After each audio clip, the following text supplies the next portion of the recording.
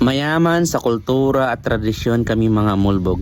Ang lahat ng mga bagay makikita sa kalikasan ay nagkakaroon kami ng ugnaya at pinasasalamatan. Ngunit bago dyan, babatiin ko muna ang mga kamulbog, mga daw kay dikaw nga tanan. Tagabalabak ako, proud anak mulbog. Of course, celebration ng Addaw Sura namin ngayong araw, mga kamulbog. Na kung saan magluluto kami ng bula-bula na kung tawagin sa aming mga kamulbog.